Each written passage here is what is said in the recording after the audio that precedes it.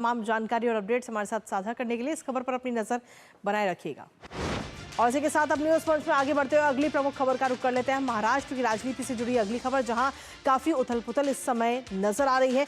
महाराष्ट्र सरकार में मंत्री धनंजय मुंडे ने अपने पद से इस्तीफा दे दिया, जिसे मुख्यमंत्री देवेंद्र फडणवीस ने स्वीकार भी कर लिया है।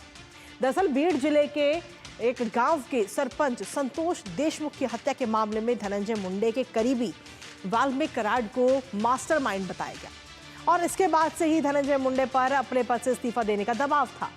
इस्तीफे के बाद धनंजय की प्रतिक्रिया भी इस वक्त सामने आई है और उनका कहना है कि उन्होंने तबीयत खराब होने के चलते ही इस्तीफा दिया है। अपने संवाददाता से करेंगे बात, लेकिन उससे पहले आपको दिखाते हैं सरपंच हत्याकांड की पूरी टाइमलाइन कि आखिर कब कब और क्या कुछ हुआ है। तो महाराष्ट्र में मंत्री धनंजय मुंडे का ये इस्तीफा इस वक्त सामने आया है। सरपंच हत्याकांड को लेकर इस्तीफे का दबाव उन पे पिछले कई दिनों से लगातार बना हुआ था और मर्डर का आरोपी था धनंजय का करीबी, जिस पर यह पूरा मामला सामने आया।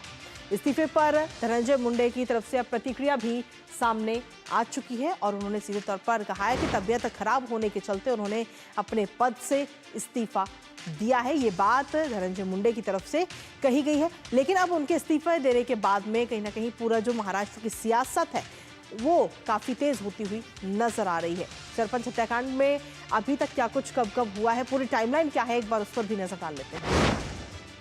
तो जहां आपको बता दें कि 29 नवंबर 2024 यानी कि पिछले साल जब विंड मिल कंपनी के कर्मचारियों का अपहरण किया गया था और तब से ये पूरा मामला जुड़ा हुआ है। बदले में 2 करोड़ रुपए की फिरौती उस दौरान मांगी गई थी।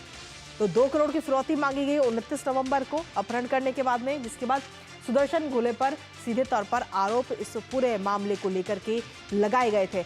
हालांकि साथियों के साथ मासाजोग गांव की फैक्ट्री साइट पर आरोपी वहां पर पहुंचा था, जो इस पूरे मामले का जो मुख्य आरोपी है, और साथ ही वहां मौजूद गार्ड और कर्मचारियों पर हमला उस दौरान वहां पर किया गया था।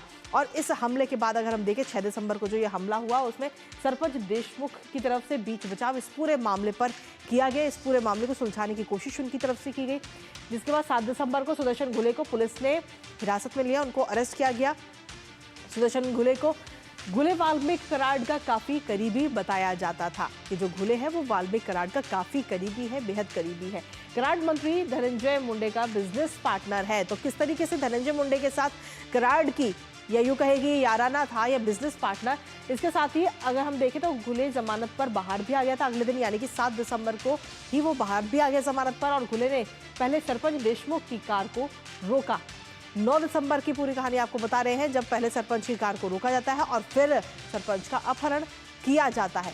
और उसके बाद में अगर हम देखें तो सिर्फ अपहरण तक ही मामला नहीं रुकता है, कुछ घंटे के बाद ही सरपंच देशमुख का शव बरामद किया जाता है, उसे वो शव मिल जाता है, जिसके बाद में ये पूरा मामला सामने आता है। हालांकि इसको लेकर 10 तारीख को यानी कि 10 दिसंबर को मासाजोग गांव के लोगों ने काफी प्रदर्शन भी उस दौरान वहां पर किया था इस पूरे हत्या को लेकर के। साथ ही आरक्षण की मांग कर रहे मनोज जारंग का भी इस पूरे मामले में कहीं ना कहीं साथ मिलता हुआ नजर आया। तो इसके बाद में 11 तारीख को पुलिस ने ये पूरा मामला दर्ज किया था और 11 तारीख को इस पूरे मामले की जांच शुरू हुई थी, जिसके बाद में 31 दिसंबर की अगर हम बात करें तो वाल्मीकि कराड और साथ ही 6 गुर्गों की मकोका से गिरफ्तारी भी हुई गई है। अब इस पूरे मामले पे कहीं ना कहीं महाराष्ट्र की सियासत में काफी तेजी और उथल पुथल देखने को मिल रही है।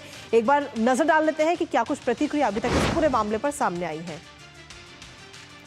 तो आपको बता दें कि महाराष्ट्र के मंत्री धनंजय मुंडे ने आज अपना इस्तीफा दे दिया है, ये बात कही गई है। साथ ही पिछले 3 से 4 दिनों से सरपंच की हत्या के दौरान जो तस्वीरें आई उसको लेकर के, और साथ ही कहा गया कि ये सरकार बर्खास्त तो होनी चाहिए, यानी कि सरकार को लेकर के कई सारी बातें अब नजर आ रही हैं। तो सीएम फडणवीस की तरफ से कहा गया है कि मैंने इस्तीफा स्वीकार कर लिया, क्योंकि जब इस्तीफा दिया गया तो सीधा उनको ये इस्तीफा दिया गया था। इसके साथ ही आपको बता दें कि जितेंद्र की तरफ से कहा गया है कि उन्हें देखकर परिवारजनों को लेकर के दुख होता है, और उन्होंने कहा कि ये जो तस्वीरें सामने आई हैं वो दिल दुखाने वाली हैं, जो तस्वीरें इस पूरे मामले से जुड़ी हुई सामने आई हैं। इसके अलावा अगर हम देखें तो ये भी कहा जा रहा है कि सरकार बर्खास्त होने पर सरकार पर भी कई सारे सवाल खड़े हो रहे हैं, यानी कि जो किस तरीके से महाराष्ट्र की राजनीति में इस वक्त उथल पुथल मची हुई है वो हम आपको बता रहे हैं। इसके साथ ही हमारे साथ में हमारे सहयोगी भी इस वक्त जुड़ रहे हैं, सीधा उन्हीं का रुख करेंगे। शिशिर शेलार इस वक्त हमारे साथ जुड़ रहे हैं। शिशिर, क्या कुछ ताज़ा अपडेट है आपके पास में इस पूरे मामले को लेकर, क्योंकि महाराष्ट्र की सियासत में आज सुबह से ही उथल पुथल मची हुई है। बिल्कुल, देखिए इस वक्त अगर देखा जाए महाराष्ट्र में, तो महाराष्ट्र के कैबिनेट मंत्री धनंजय मुंडे का जो है वो इस्तीफा ले लिया गया है। कारण जिसे हमने देखा अपनी न्यूज में, किस प्रकार से एक पूरा षड्यंत्र रचा गया था और इसमें कई सारे लोगों के नाम शामिल थे, लेकिन सबसे महत्वपूर्ण नाम इसमें शामिल था आरोपी नंबर 1, जिसकी चार्जशीट पे भी नाम है, वो है वाल्मीकि कराड। क्योंकि वाल्मीकि कराड धनंजय मुंडे के काफी बेहद करीब थे, बिजनेस पार्टनर्स भी कहा जा रहा था। विपक्ष की तरफ से आरोप लगाए जा रहे थे कि वाल्मीकि कराड और धनंजय मुंडे के काफी घनिष्ठ संबंध थे। ऐसे में ये कहा जा रहा था कि कहीं ना कहीं धनंजय मुंडे इस केस में जो है अपना इंटरफेरेंस करेंगे, शायद प्रेशर डालेंगे, और इसीलिए उनके इस्तीफे की मांग विपक्ष यहाँ पर कर रहा था।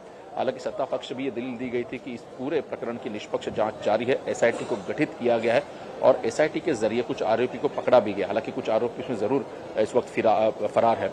दूसरी बात इसमें यह भी कही गई थी कि अगर जरूरत पड़ी तो जाहिर सी बात है जो बड़े नाम होंगे उन पर भी जो है कठोर शासन उन पर भी किया जाएगा। इस बारे में खुलासा जो है मुख्यमंत्री देवेंद्र फडणवीस ने कई बार किया था। क्योंकि अब जिस प्रकार से हमने देखा कि कल से मीडिया में जो पिक्चर्स इस पूरे हत्याकांड के बारे में जो इमेजेस है वो सामने है, उसके बाद हमने देखा कि फिर से जो एक बार प्रेशर था वो धनंजय मुंडे पर बढ़ गया और उसके बाद हमने देखा कि धनंजय मुंडे ने जो है आज इस्तीफा दिया। हालांकि इस इस्तीफे के बाद जो उनकी पार्टी है एनसीपी, अगर देखा जाए अजित पवार गुट की तरफ से भी एक निवेदन सामने आया है। उन्होंने सोशल मीडिया पे डाला है कि चूंकि नैतिकता के आधार पर जो है धनंजय मुंडे इस वक्त इस्तीफा दे रहे हैं। अब तक उनका नाम इस प्रकरण, इस घटना में जो है किसी भी तरीके से जुड़ा हुआ नहीं है, लेकिन चूंकि वो मंत्री है और उनके साथ कुछ लोगों के नाम जुड़े और इसलिए नैतिकता के आधार पर ये इस्तीफा जो है धनंजय मुंडे ने दिया है। इस प्रकार से बयान जो है पार्टी की तरफ से भी आ चुका है। तो जाहिर सी बात ये स्पष्ट हो रहा है यहाँ पर महाराष्ट्र सरकार की तरफ से भी कि ऐसी कोई भी घटना जो होगी उस पर जो है सरकार कोई जो है किसी भी प्रकार का जो इंटरफेरेंस नहीं करेगी। लेकिन जो अगर देखा जाए इंटरफेरेंस के साथ साथ, लेकिन जिस प्रकार से उसको प्रामाणिक तरीके से करने की जरूरत होगी, सरकार उस पर कार्रवाई जरूर करेगी। इससे बात स्पष्ट हो जाती है। फिलहाल देखना होगा कि इस पूरे मामले में आगे क्या कुछ कार्रवाई की जाएगी। फिलहाल बहुत बहुत शुक्रिया शिशिर, तमाम जानकारी और अपडेट्स हमारे साथ साझा करने के लिए। इसके साथ ही अगली महत्वपूर्ण खबर का रुख कर लेते हैं।